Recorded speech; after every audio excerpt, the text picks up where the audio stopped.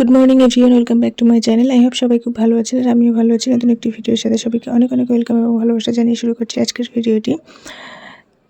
তো আজ বৃহস্পতিবার, বেরিয়েছি একটু একটু দরকারও রয়েছে আর কিছু কেনাকাটাও রয়েছে। তো এখানে ভাইকে নিয়ে এসেছিলাম ভিডিওতে, ওর একটু দরকার ছিল। তো ভিডিওর কাজটা কমপ্লিট করে এখন দুজনে বের হয়েছি, একটু কেকের দোকানে যাব।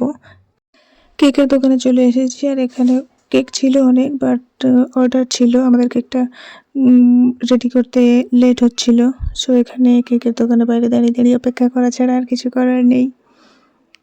ওরা একটার পর একটা দোকান দেখে যেটা কিনবে সেটা ওদের চয়েস হয়নি, পাচ্ছিল না, এই জন্য অনেক দোকান ঘুরে ঘুরে দেখে তারপর ফাইনালি কেনা কমপ্লিট হয়েছে। তো এটা ওদেরই ক্লিপ ছিল, ভয়েস ছিল, বাট ভয়েস ক্লিয়ার নেই, তাই আমি ভয়েস ওভার করে দিচ্ছি।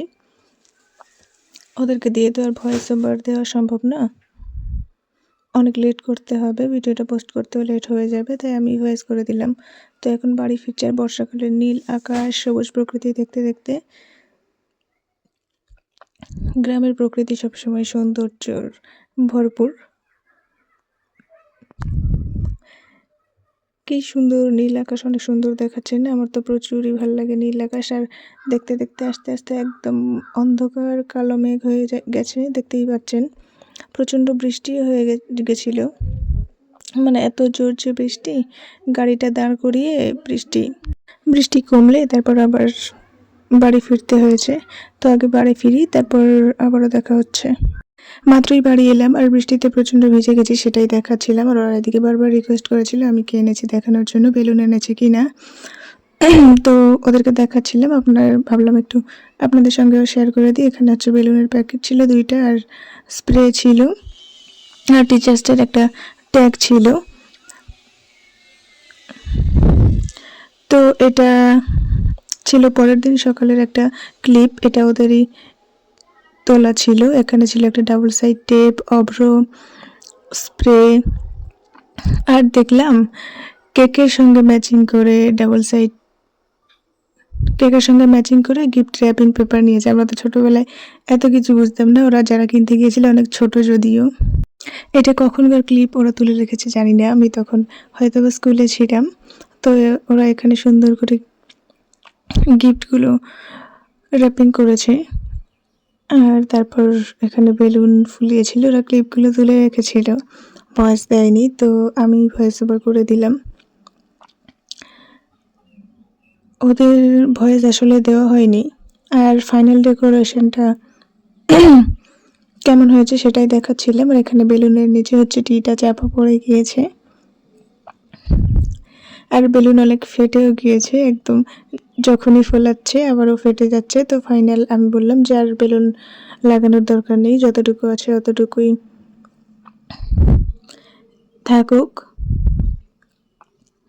কারণ ওই দিন প্রচণ্ড গরম পড়েছিল। আর গরমের মধ্যে ওরা তো ছোটরা, ওদেরও কষ্ট হয়, খারাপ লাগে, বাট ওরা প্রচণ্ড এক্সাইটেড ছিল। ওদের এক্সাইটেড দেখে আমিও এক্সাইটেড ছিলাম, বাট ওদের কোনো প্ল্যান ছিল না আগে থেকে, আমি জানতামও না। কেকটা আপনাদের সঙ্গে শেয়ার করা হয়নি, তো ভাবলাম কেকটা একবার দেখিয়ে দিই কেমন। তো কেকটা ওরা আমাকে কালার বলে দিয়েছিল, এই জন্য আমি এটাই এনেছি। আমার অন্য কিছু প্ল্যান হয়তো বা থাকতো, বাট ওরা আমাকে আগে থেকে কোনোভাবে জানায়নি, একদম নিজেরাই প্ল্যান করেছে। এত ছোট বয়সে এই প্ল্যানটুকুই আমার কাছে অনেক বেশি। আর এখানে ওদের ছোট ট্যাগটা পছন্দ হয়নি, তো আমি আবার বড় একটা ট্যাগ আনিয়েছিলাম, আর এখানে ডবল ট্যাগ হয়ে গেছে, তাই আমি ছোটটা তুলে রাখছিলাম। এই ক্লিপটা ওদের রিকোয়েস্টেড একটা ক্লিপ ছিল, যেন আমি টেবিলটা সুন্দর করে শেয়ার করি।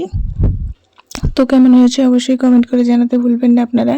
আর আপনারা সুন্দর সুন্দর কমেন্ট করবেন, ওদের জন্য দোয়া আশীর্বাদ করবেন যেন ওরা ওদের জীবনের লক্ষ্যে পৌঁছাতে পারে। আর আপনাদের সুন্দর সুন্দর এই ভিডিও সুন্দর সুন্দর কমেন্টগুলো আমি অবশ্যই ওদেরকে পড়ে শোনাবো।